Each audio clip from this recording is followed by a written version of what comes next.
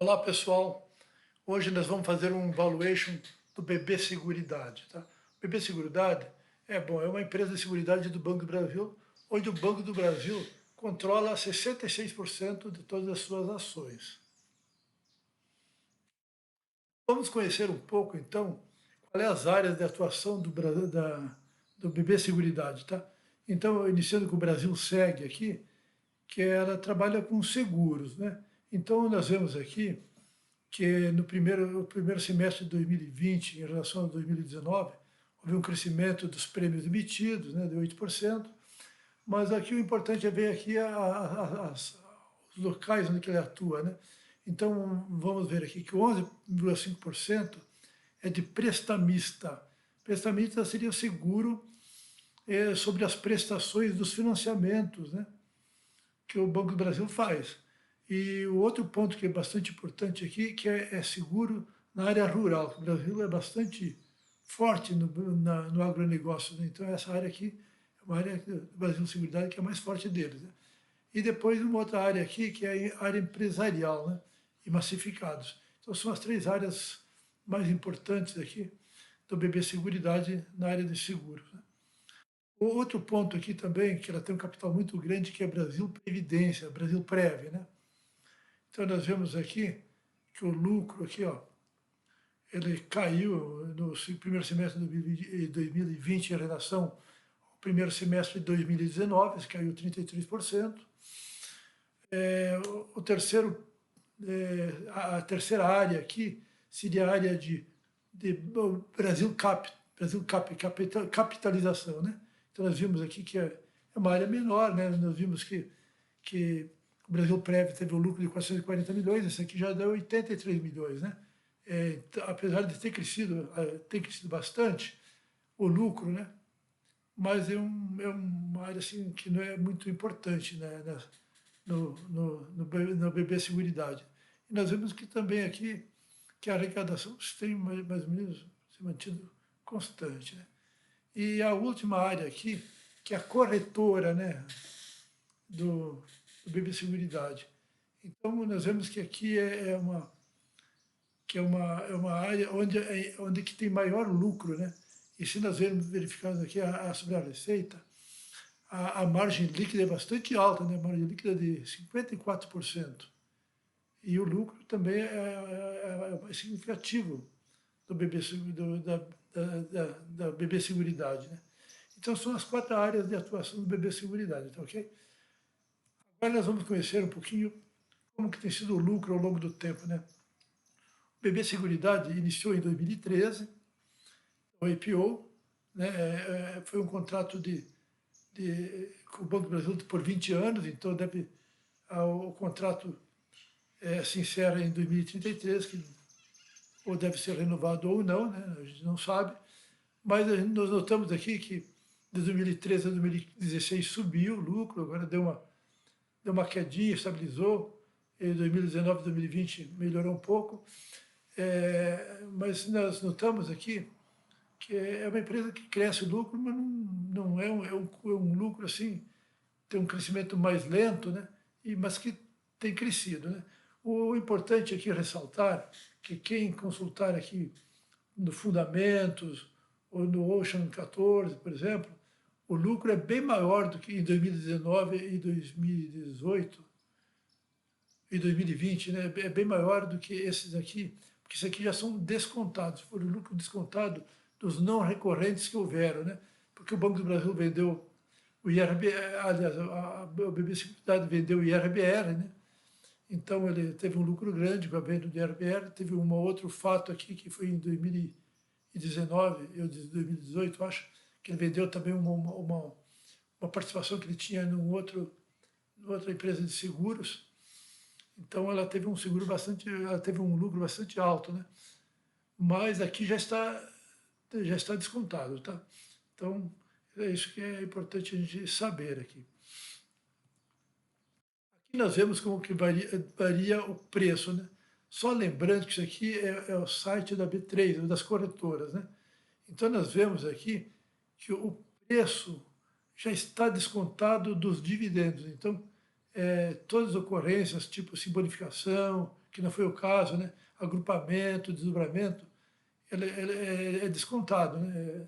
Então, por exemplo, aqui nós vemos que 2016, foi início de 2016, que foi na véspera do impeachment, chegou a 15,43, porém, já descontado os dividendos, tá? E fechou aqui ontem a 25,14, né? Aqui nós vemos já a preço nominal, sem desconto, né? Então vê que é diferente, aqui é 21, lá estava 15, né? Aqui é 21,06, que foi o mínimo aqui, né? A véspera do impeachment. E aqui na pandemia deu 22,40, né? Que foi o mínimo que ocorreu. E ontem aqui estava 25,11, né? Segunda-feira, dia 19, tá? Dia 19 de outubro. E nós vemos então que ela tem variado aqui de 38, 36, 21, 24, né? E aqui tem essa linha tracejada, que é uma média, né? Você vê que na média tem um crescimento lento do preço também, né? Então, mas nós vemos aqui que o preço está bastante interessante agora, né? Se comparar com a média, se comparar com, aliás, com o histórico de preço, nós vemos que 25,11 está bem assim, está interessante, que está bem próximo das mínimas aqui, né? Aqui nós vemos o preço sobre o lucro. Isso aqui também é outro ponto bastante importante. Nós vemos que o preço do lucro está na faixa do 10,9. Então está abaixo da média. Então, se quem gosta de comprar uma ação com preço sobre lucro abaixo da média, esse aqui é o momento, né? Nós vemos que o lucro não está caindo, mas o preço sobre ele está bem abaixo da média, né? Que tem girado próximo dos 14, 15, preço sobre lucro, né? Aqui nós vemos os dividendos. A BB Seguridade, ela distribui bastante dividendos, né? Na faixa de 90, 95 do lucro. Então nós vemos que cresceu no início, mas aqui tem mais ou menos constante. Claro que 2018, 2020, como eu falei, né? Houveram aqui, ela vendeu ativos, né? Então distribuiu uma parte aí em dividendos, né? E aqui também, 2018, foi duas não recorrentes, dividendos bastante interessantes, né? Deu mais, este ano aqui, deu quase 20%, né? Se é R$ 24, está dando faixa de mais de 15% de dividendos aqui. Dividendos bastante alto, mas isso aqui, claro, foi não recorrente, não é. Mas o importante é que, assim, nós notamos que é um crescimento lento de dividendos, mas é um dividendo bastante interessante. Então, agora nós vamos ver que preço seria adequado nós adquirirmos a BB Seguridade para nós termos uma taxa de retorno com uma segurança, vamos dizer assim, né? Então é o seguinte, aqui eu fiz um cenário mais provável, né? Coloquei um preço de R$ 24, que também não é difícil de chegar. Dia 15, 14 ou 15 de outubro aqui já estava a 14,10, dava para 24,10 dava para comprar, né? E então o lucro dos últimos 12 meses, já descontados, é 2,22. Nós vemos aqui que o lucro sem desconto é 3,20, né? Com os não recorrentes foi um lucro bastante alto, porém esse aqui é o lucro descontado, né? Então, nós vemos que o PL foi 10,8, você vê que o PL é bastante interessante. O dividendos está na faixa, se ela distribuir 90%, né, daria R$ 2. Então, eu imagino que o dividendo vai ser na faixa de 1,90 a 2, né? E o payout, que eu falei, 90%. Então, o dividendo nesse preço 24 seria 8,3, 8,4%. É um dividendo bastante alto. Se considerarmos que a Selic está a 2%, né?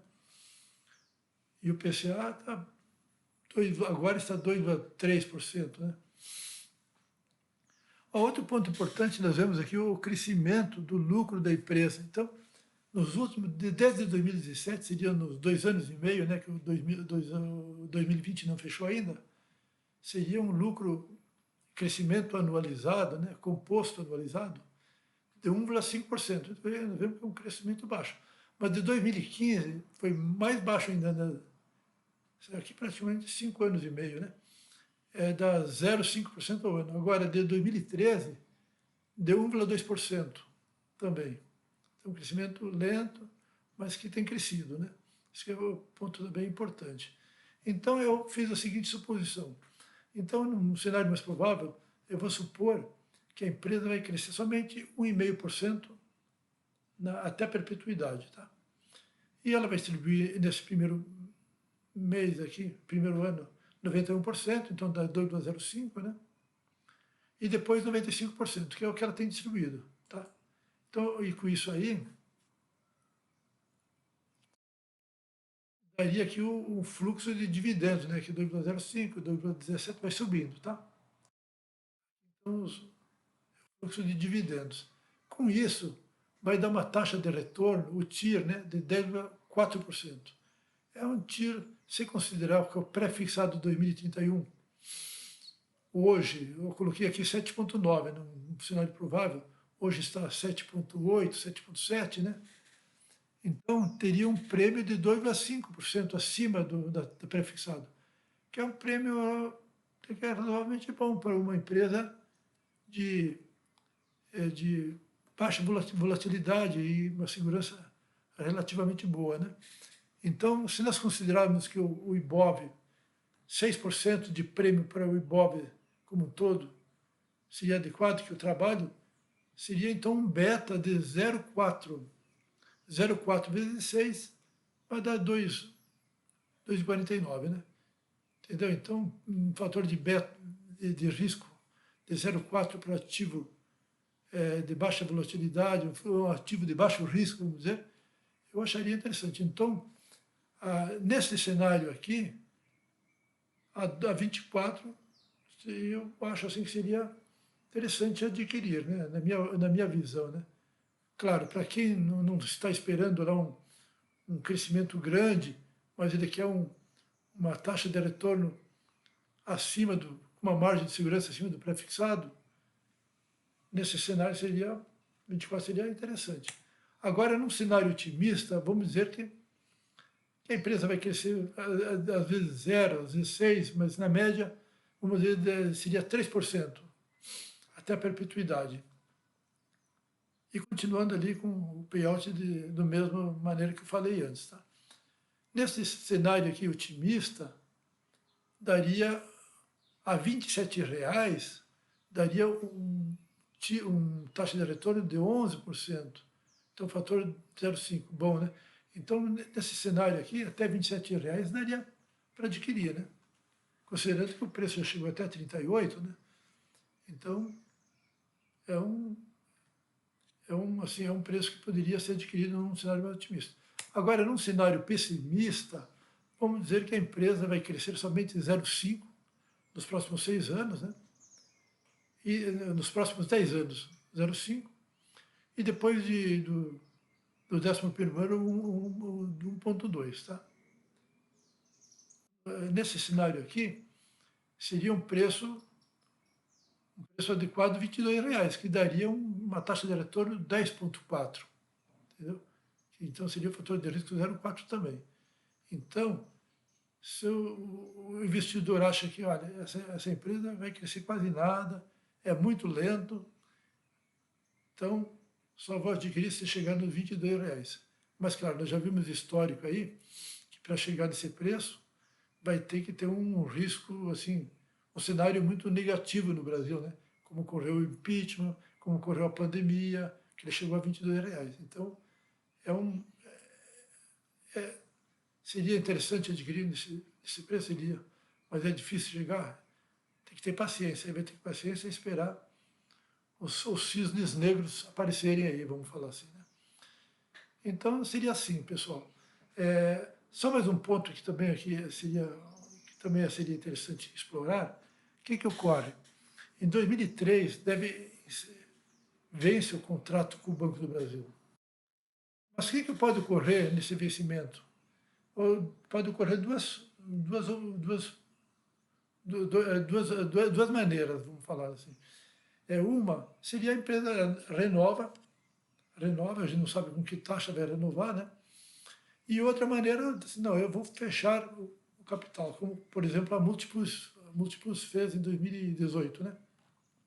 Fecha o capital, oferece um preço, vamos dizer que ela oferece 70% do preço corrigido para 2013, subindo 1,5%.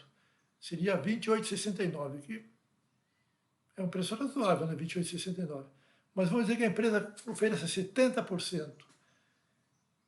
Nisso aí, daria, quando assim, o sujeito iria pegar 30 e 46, porque aí ele somaria 28,69, descontado, né? 70%, mais o dividendo do ano, né? Que seria 2,5 reais. Com isso, daria 10,2% de TIR. Ainda é um TIR bem parecido com o 10,4.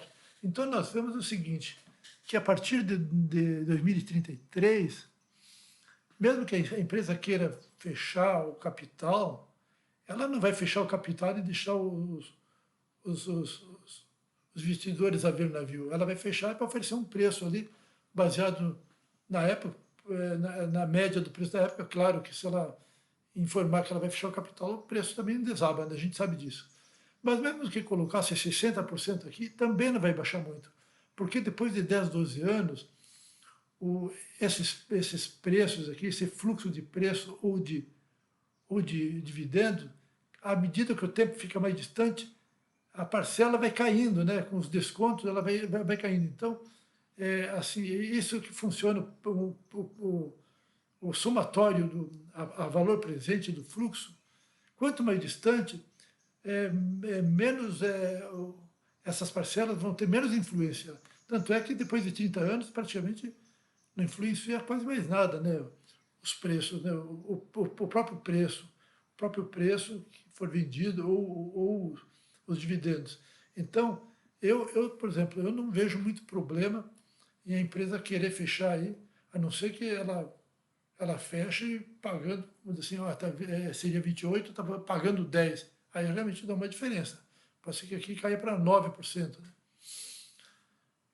Mas não deve ocorrer isso. Então eu não vejo muito assim risco de